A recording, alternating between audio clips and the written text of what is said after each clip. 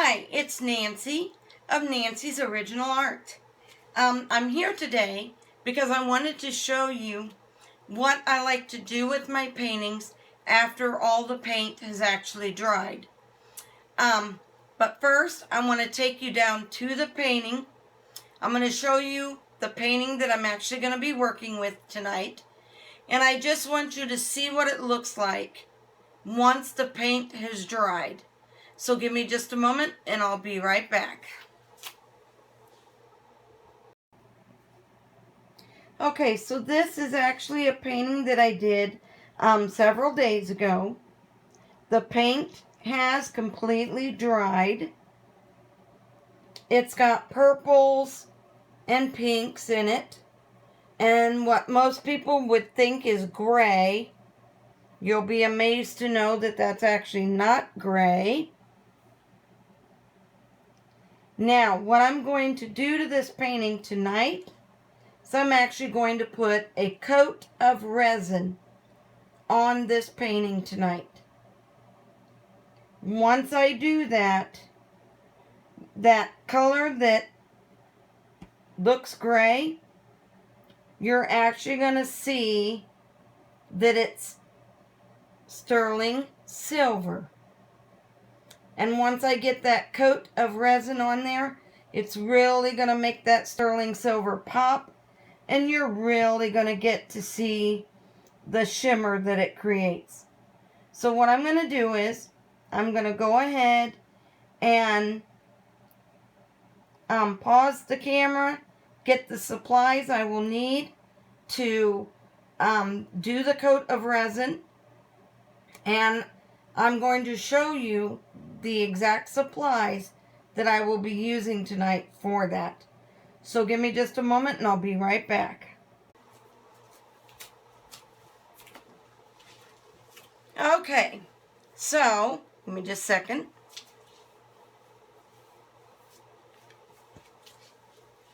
Some of the supplies that you're going to need when you go to resin your painting is, number one, the resin and the hardener.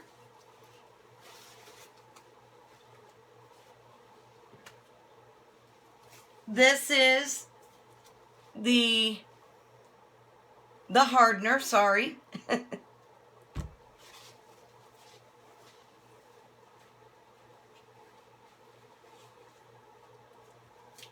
This one is the resin. And I'm going to tell you, this particular brand is called Stone Coat. Now, a friend of mine actually turned me on to this particular brand of hardener and resin. And the reason he did is because it is something that is safe to use in the home. And I actually don't need to wear a mask with it. As you can see in the background, I have an air purifier. So it kind of helps with cleaning the air in this room and making sure that I'm not breathing in harmful things. So now that you've seen the resin and the hardener, I'm just going to move them back out of the way for the moment. The other things that you are going to need is you're going to want 2 cups. Now, I get these just at my local Walmart. They're just the little plastic throwaway cups. But as you can see, they actually have these nice ridges on them. I like those because I can measure my hardener and my resin. Because whenever you're mixing hardener and resin, you want to do 1 part hardener to 1 part resin. And the reason that I have these marked with an R and an H is for the simple fact that if I have to reuse these cups before I'm finished with this actual painting, I'm going to know which one held the resin and which one held the hardener. And this way, I won't have any issues. The next thing that you're going to need is you're going to want some gloves. Now for me, I get just these nice latex gloves, but because latex kind of smells a little funky, and I'm the type that I don't really like that smell on my hands, I will also get these nice little clear plastic gloves. I put them on first, and then I put the latex gloves over it. You actually want 2 pairs of gloves, because if you were to get a hole in your glove, you don't want to get that resin and hardener on your hand, because it can be hard to get back off. So once you have your gloves, the next thing you're going to want is a stir stick or 2. I just get popsicle sticks from my local Walmart, and I use them to be able to mix the hardener and the resin together. And then once you apply the resin to your painting, you're actually, because of mixing it, you're actually going to have a bunch of tiny little bubbles throughout the resin. Once you put it on the painting, this will be the next tool that you're going to want to have. This is a heat gun. I was able to get mine right off of Amazon.com. It works really well. I just take it and I just run it across the painting, back and forth. You don't want to stay in one spot too long, because you can actually take the chance of actually burning your resin. So you don't want to stay in one spot too long, but you just want to make sure that you move it back and forth properly. And it's going to get rid of all those bubbles, and it's actually going to give it a nice, smooth, shiny look. And there is one other thing that you're going to need. Give me just a moment, and I will be right back with that item. Okay, so there was one other item that I forgot to grab, and that is, you're going to want some painter's tape. I just get the blue painter's tape, and you're going to need a pair of scissors, just so that when you get the blue painter's tape measured out, you can cut it off. So what we're going to do first, I'm going to actually go ahead and prep the back of this painting. Once I prep it, then we will continue. So give me just a moment while I get that prepped. Okay, so now once you've prepped your painting, this is what you want to do to the back of your painting. You want to put the blue painter's tape along the back. And the reason for that is because once you put the resin on your painting, you're going to be pushing the resin. You're going to be going like this with your hands. And you're going to be pushing that resin all over the painting. And you want to make sure that it pushes over the edges. And the reason for that is because you do want to get your edges all nice and shiny and smooth with the resin.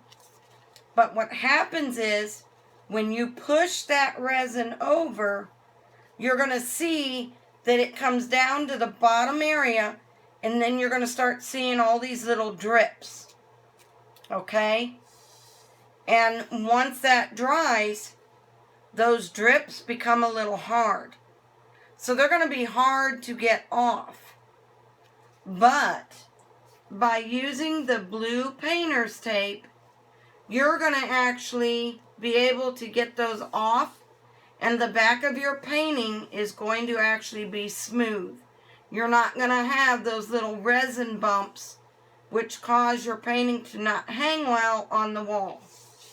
So, what we're going to do is, now that I've got it prepped, I'm going to go ahead and take the painting, and I'm going to put it back on the stands.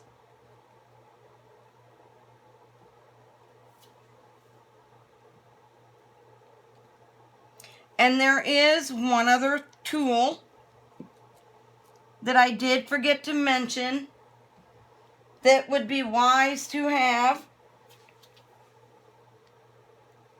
Because when you go to actually put the resin on the painting, you want to make sure that it's nice and level. So, I have this handy, nice little level that I also got at my local Walmart. And I place it on my painting. And I can take a look and see that it's level. And then I'm good to go.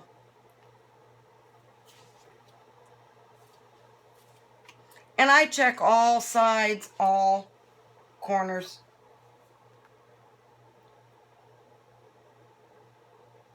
And when I check all my sides and everything and I see that it is completely level, then I'm good to go.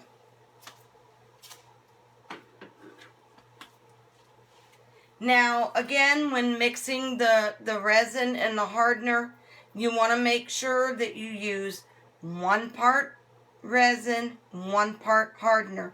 You don't want to use more of one and less of another, or more of the other and less of the first. You want to make sure that they are equal parts.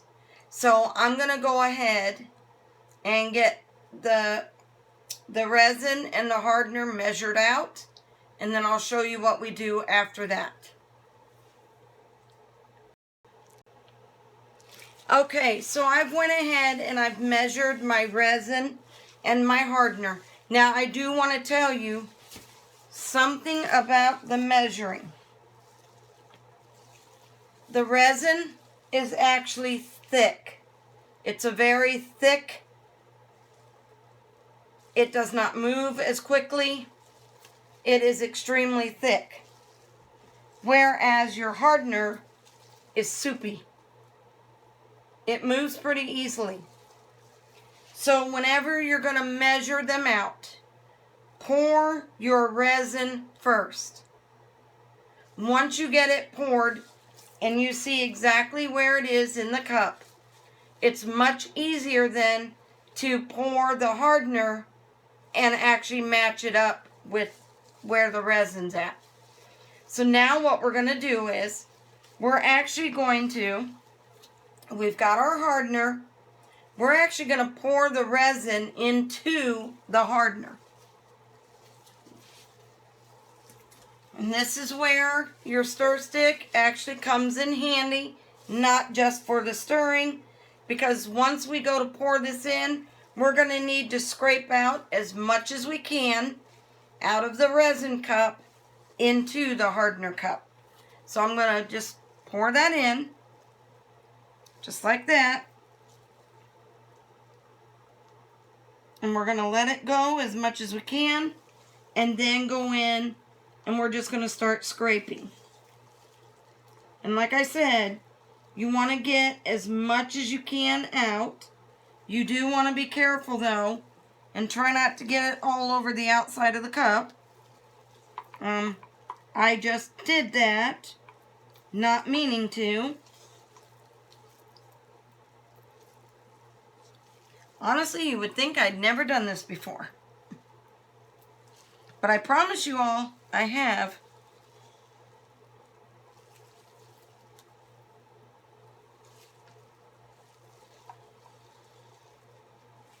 And you also don't want to do what I'm doing. I'm actually doing this right next to the painting that I'm going to be working with. It's not a good idea to do that. I just, at the moment, I don't have a whole lot of room. So I'm just making do with my space right now. Okay, so once you've done that, you can set your cup aside. And now what we're going to do is we're actually going to mix this. You don't want to go like really fast. You just want to slowly mix it together. And you want to mix it for about 3 to 4 minutes. Yes, you are going to actually see a lot of bubbles form inside your resin. But don't worry about it, because like I said, that's what the heat gun is for. It's going to actually get rid of those bubbles. So I'm going to take a few moments and get this mixed, and then I'll be right back with you.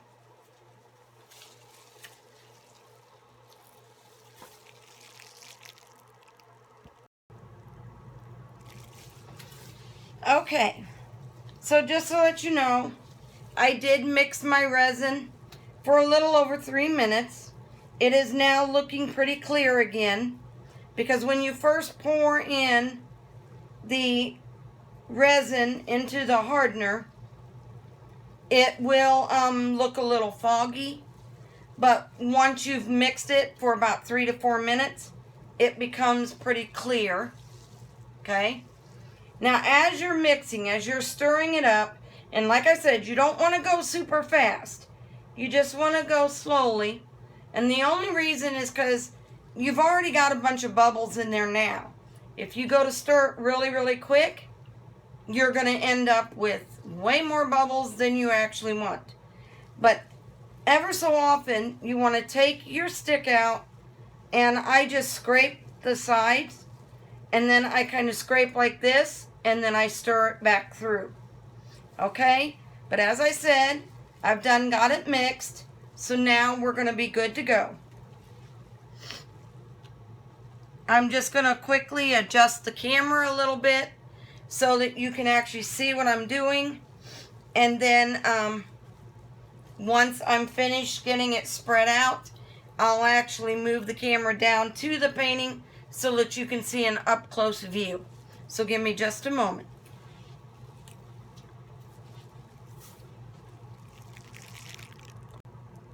Okay, so now you should be seeing the painting. And now what we're going to do is, I'm just going to actually pour the resin right on top. And I'm hoping that I have enough here. I'm not really certain that I do, but I'm hoping I do. I'm almost afraid that I don't. But let's pray I do.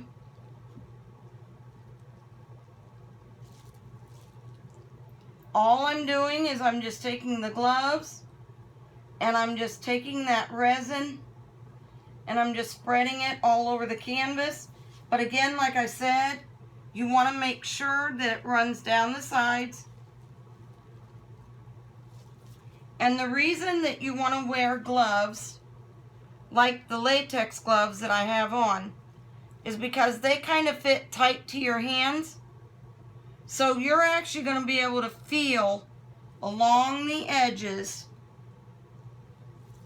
and you're going to know if you've got the resin on there.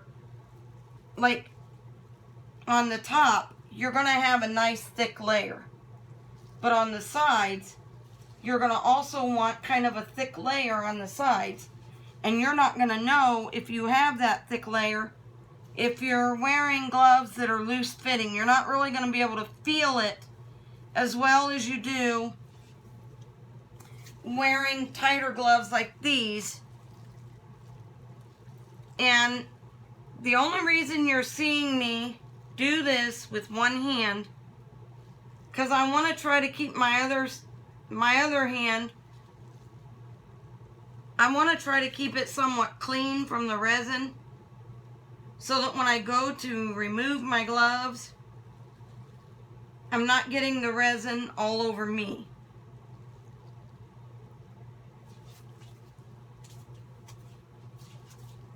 Now, it looks like it's gotten good and coated with the resin.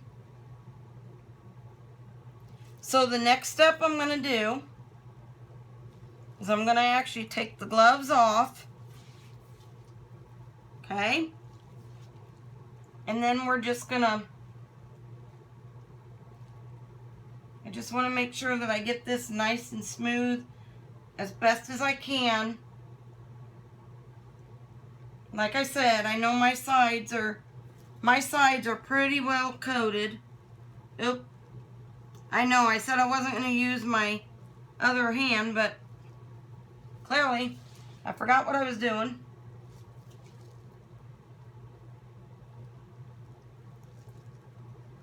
Okay, so at least now it's been spread all over the canvas. So now what I'm going to do is I'm just going to get my gloves off. And actually that was smart. Okay, so I was able to get my gloves off without getting it all over me. The only trouble with those gloves is your hands. They get sweaty in those gloves. Okay, so now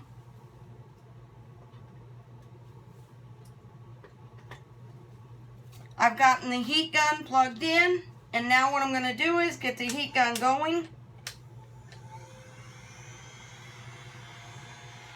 And we are just going to take the heat gun. We're going to start in one corner and just slowly go across. But again, we don't want to stay in one spot for too long. And I hold the cord up. And the reason I do that is so that it's not getting that resin all over it. I want to keep it from touching the painting, because if I don't, it could easily mess up the painting. And you just don't want to get stuck having to wipe resin off of everything.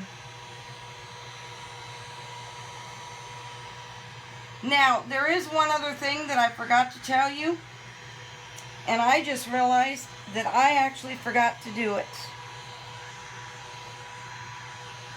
I got excited about doing this video.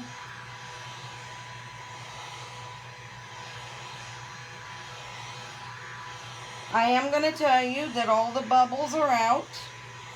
It looks very nice. Whoops.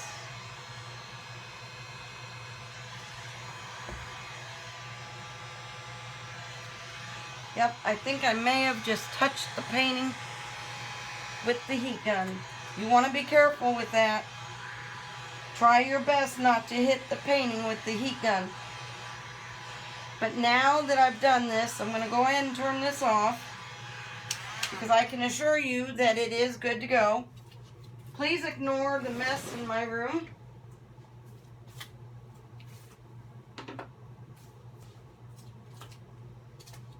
I just started doing this technique, and because I just started doing it, I've not really had a chance to get my room straightened. Now what I'm trying to do is, I accidentally got some, pretty sure they're cat hairs. I got them in my painting when I was putting the resin on.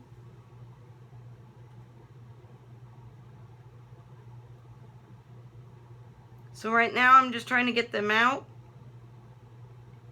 Okay, I think I got them pretty much out. I don't think there's anything else in there. Okay, so now we're done with that. So now what I'm going to do is, I'm going to go ahead and I'm going to actually bring you up for a close-up, because I want you to see what the painting looks like now with the coat of resin on it. You're going to actually see that shimmer that I was talking about. Now I do want to let you know that there is a glare on the painting. It's from my light above. Unfortunately, I cannot help that. But let me go ahead and pause the video and bring the camera down to a view where you'll be able to see it up close. So give me just a moment.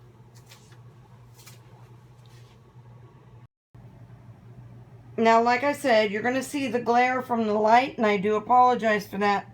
But if you look closely, can you see that shimmer? See the sparkle coming out from that silver? And like I said, this is sterling silver. Now, I am going to let you know that the lighting in this room is not the greatest.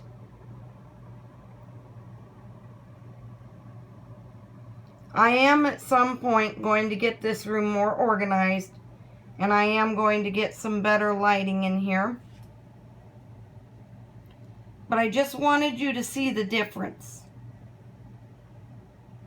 I wanted you to see what happens once you resin the painting. It really makes the colors pop, especially if you're using a metallic that has a little bit of sparkle to it, such as the sterling silver, the 24 karat gold, and I actually have a metallic cobalt blue. You probably saw that color being mentioned in my last video. It also creates a really pretty shimmer.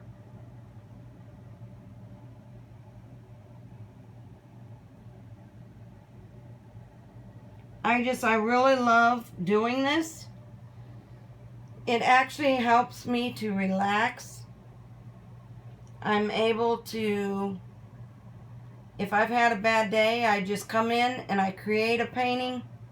And when I'm done, I feel so much better. And then my day's not so bad. Okay, I'm going to go ahead and put my camera back where I had it, and I'll be right. Like I said, just ignore the mess of the room right now. Once I get more organized, it won't look quite so bad in here. I realized that this video took a little longer than I had hoped it was going to, but I hope now you see why I like to resin my paintings. I wanted to be able to show you a before and an after. And I hope now you get a little bit more understanding. So not only, like I said, not only is it going to protect the painting and keep it from getting ruined, but it also helps bring out certain colors. It helps make those colors really pop. I'm glad that I was able to do this with you tonight. I hope that you all have a wonderful evening and that you all sleep well. And until the next video, bye.